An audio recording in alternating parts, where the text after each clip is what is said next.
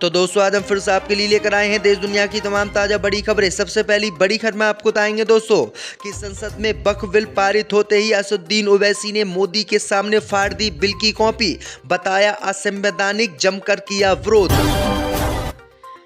मोदी सरकार को अमेरिका से लगा झटका। अमेरिका के टैक्स लगते ही भारत में स्टील, आईफोन, लैपटॉप से लेकर सभी सामान हुए महंगे। भारतीय बाजार में आया भूचाल। वक्फ संशोधन बिल के बीच नीतीश कुमार को लगा बड़ा झटका। वरिष्ठ नेता कासिम अंसारी ने वक्फ बिल को लेकर दिया इस्तीफा। अब पाकिस्तान करेगा भारत का बड़ा नुकसान। मोहसिन नकवी ने ली जैसा की जगह, बने आईसीसी के चेयरमैन।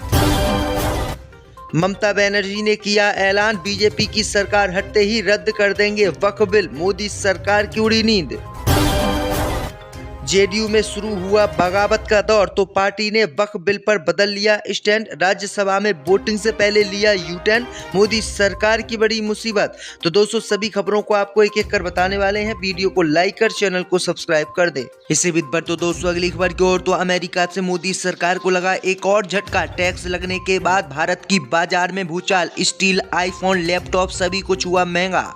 जय दोस्तों आपको बता दें कि अमेरिका के राष्ट्रपति डोनाल्ड ट्रंप ने मोदी सरकार को झटका देते हुए भारत पर 26% टैक्स लगा दिया। वहीं आपको बता दें कि भारत पर जैसे ही अमेरिका ने 26% टैक्स लगाया तो भारतीय बाजार में भूचाल आ गया।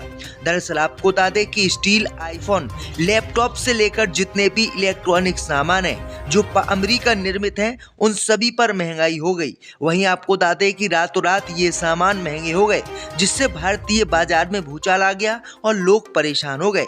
दरअसल आपको बता दें कि पहले अमेरिका भारत पर कुल 2.4% टैक्स लगाता था, यानी 3% टैक्स लगाता था। अमेरिका के नए राष्ट्रपति डोनाल्ड ट्रंप बने तो डोनाल्ड ट्रंप ने 26% भारत पर टैक्स लगा दिया, जो भारत के लिए बहुत बुरा है। इसी बीच पर तो दोस्तों अगली खबर की ओर, तो संसद में वक्फ बिल पास होने के बाद ओवैसी ने फाड़ी कॉपी, बताया असंवैधानिक। जो दोस्तों आपको बता दें कि बीती रात लोकसभा में मोदी सरकार ने जबरदस्ती वक्फ संशोधन विधेयक पास करवा दिया। वहीं आपको बता दें कि इसी विधेयक के चर्चा के दौरान एआईएमएम के नेता असदुद्दीन ओवैसी ने वक्फ संशोधन बिल की कॉपी फाड़कर अपना विरोध दर्ज कराया। वहीं आपको बता दें कि भाषण के दौरान ओवैसी ने इस बिल को असंवैधानिक बताया और कहा कि मैं गांधी की तरह इस बिल को फाड़ता हूं, ये मुसलमानों के साथ अन्याय है। अब ये सवाल उठता है कि क्या ओवैसी का ये तरीका संसद के नियमों के खिलाफ है और ओवैसी के खिलाफ कोई कार्रवाई होगी या नहीं, क्योंकि बीजेपी लगातार सांसदों के खिलाफ कार्रवाई करती है। इसी बीच पर तो दोस्तों अगली खबर की ओर, तो वक्फ संशोधन विधेयक पास होते ही नीतीश कुमार को लगा झटका। कासिम अंसारी ने दिया इस्तीफा। जो दोस्तों आपको बता दें कि लोकसभा में वक्फ बिल पारित हो गया है और अब इस विधेयक को राज्यसभा में पेश किया जाएगा। एनडीए की सहयोगी पार्टी जेडीयू ने भी इस बिल का समर्थन किया। इसे लेकर सीएम नीतीश कुमार को बड़ा झटका बिहार में चुनाव से पहले लगा है। दरअसल आपको बता दें कि जेडीयू के वरिष्ठ नेता कासिम अंसारी ने पार्टी से इस्तीफा दे दिया। केंद्र में वक्फ संशोधन विधेयक को समर्थन देने के बाद जेडीयू में हड़कंप मच गया है। कई अल्पसंख्यक नेताओं के विरोध के बाद अब इस्तीफे का दौर शुरू हो गया है। जेडीयू के अल्पसंख्यक नेता और बिहार की ढाका विधानसभा सीट के पूर्व उम्मीदवार मोहम्मद कासिम अंसारी ने अपने पद और सदस्यता से इस्तीफा दे दिया है। इसे लेकर उन्होंने जेडीयू के राष्ट्रीय अध्यक्ष और सीएम नीतीश कुमार को पत्र भी लिखा है और अपनी उन्होंने नाराजगी जताई है।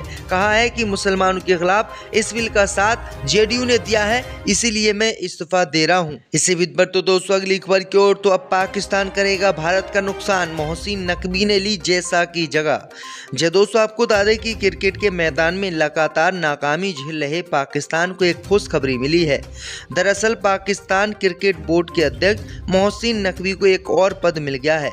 वो एशियन क्रिकेट काउंसिल के अध्यक्ष बन गए हैं। इससे पहले जैसा एशियन क्रिकेट के हेड थे, उन्होंने 2021 में ये पद संभाला था। उन्होंने बांग्लादेश क्रिकेट बोर्ड के अध्यक्ष नजमुल हसन की जगह ये पद संभाला था। अब मोहसिन नकवी को ये पद मिल गया है।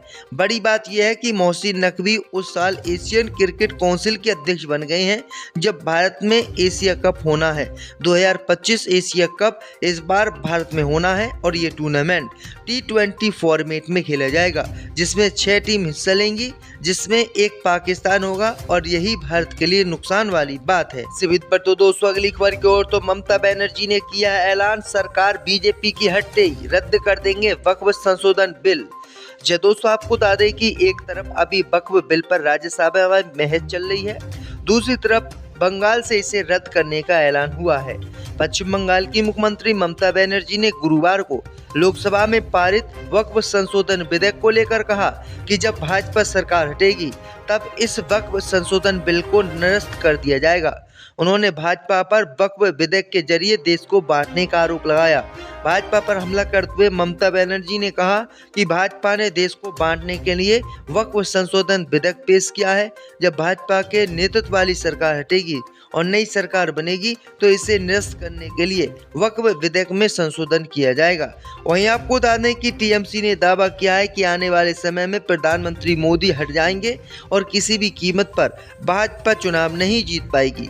इसी बीच पर तो दोस्तों अगली खबर की ओर तो जेडीयू में शुरू हुई बगावत का दौर, तो कई पार्टियों ने वक्फ बिल पर बदल लिया स्टैंड। जो दोस्तों आपको बता दें कि वक्फ विधेयक 2025 पर लोकसभा में पारित हो गया, राज्यसभा में बिल पर चर्चा जारी है। नीतीश कुमार की पार्टी जेडीयू ने इस बिल का समर्थन किया था, जिसके बाद से उनकी पार्टी में बगावत का सिलसिला निकला है। इससे सबक लेते हुए एक पार्टी ने राज्यसभा में बिल पर अपना स्टैंड बदल दिया है। राज्यसभा में इस समय वक्फ संशोधन विधेयक पर चर्चा चल रही है। इस बीच बीजेडी ने अपने सांसदों से कहा है कि वह अपनी अंतर आत्मा की आवाज सुने और अपना फैसला लें। पार्टी की ओर से कोई भी व्हिप जारी नहीं किया जाएगा। इसे बड़ी पहल माना जा रहा है, क्योंकि इससे पहले बीजेडी ने इस विधेयक का विरोध किया था। वहीं अब राज्यसभा में बीजेडी के 7 सांसदों को खुली छूट है। वे चाहे तो विधेयक के पक्ष में वोट कर सकते हैं या चाहे तो इसके खिलाफ भी जा सकते हैं, क्योंकि जेडीयू में जो विरोध प्रदर्शन देखा गया है, कई नेताओं ने इस्तीफा दिया है, उससे ये पार्टी डर गई है। अपनी उन्होंने नाराजगी जताई है, कहा है कि मुसलमानों के खिलाफ इस बिल का साथ जेडीयू ने दिया है, इसीलिए मैं इस्तीफा दे रहा हूं। इसी बीच पर तो दोस्तों अगली खबर की ओर तो अब पाकिस्तान करेगा भारत का नुकसान, मोहसिन नकवी ने ली जैसा की जगह।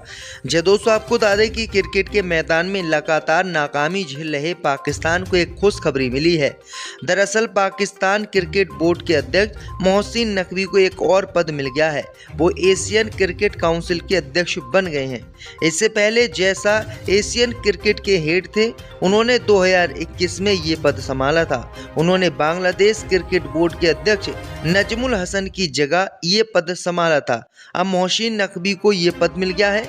बड़ी बात यह है कि मोहसिन नकवी उस साल एशियन क्रिकेट काउंसिल के अध्यक्ष बन गए हैं जब भारत में एशिया कप होना है।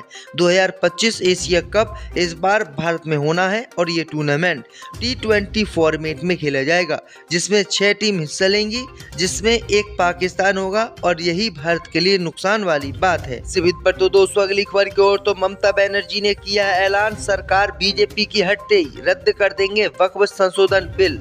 जो दोस्तों आपको बता दें कि एक तरफ अभी वक्फ बिल पर राज्यसभा में बहस चल रही है, दूसरी तरफ बंगाल से इसे रद्द करने का ऐलान हुआ है। पश्चिम बंगाल की मुख्यमंत्री ममता बनर्जी ने गुरुवार को लोकसभा में पारित वक्फ संशोधन विधेयक को लेकर कहा कि जब भाजपा सरकार हटेगी तब इस वक्फ संशोधन बिल को निरस्त कर दिया जाएगा। उन्होंने भाजपा पर वक्फ विधेयक के जरिए देश को बांटने का आरोप लगाया। भाजपा पर हमला करते हुए ममता बनर्जी ने कहा कि भाजपा ने देश को बांटने के लिए वक्फ संशोधन विधेयक पेश किया है। जब भाजपा के नेतृत्व वाली सरकार हटेगी और नई सरकार बनेगी तो इसे निरस्त करने के लिए वक्फ विधेयक में संशोधन किया जाएगा। वहीं आपको बता दें कि टीएमसी ने दावा किया है कि आने वाले समय में प्रधानमंत्री मोदी हट जाएंगे और किसी भी कीमत पर भाजपा चुनाव नहीं जीत पाएगी। इसी बीच पर तो दोस्तों अगली खबर की ओर तो जेडीयू में शुरू हुई बगावत का दौर, तो कई पार्टियों ने वक्फ बिल पर बदल लिया स्टैंड। जो दोस्तों आपको बता दें कि वक्फ विधेयक 2025 पर लोकसभा में पारित हो गया, राज्यसभा में बिल पर चर्चा जारी है।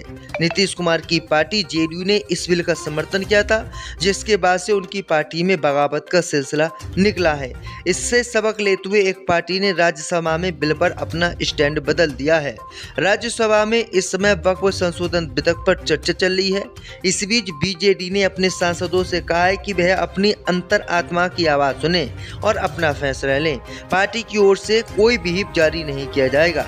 इसे बड़ी पहल माना जा रहा है, क्योंकि इससे पहले बीजेडी ने इस विधेयक का विरोध किया था। वहीं अब राज्यसभा में बीजेडी के 7 सांसदों को खुली छूट है। वे चाहे तो विधेयक के पक्ष में वोट कर सकते हैं या चाहे तो इसके खिलाफ भी जा सकते हैं, क्योंकि जेडीयू में जो विरोध प्रदर्शन देखा गया है, कई नेताओं ने इस्तीफा दिया है, उससे ये पार्टी डर गई है।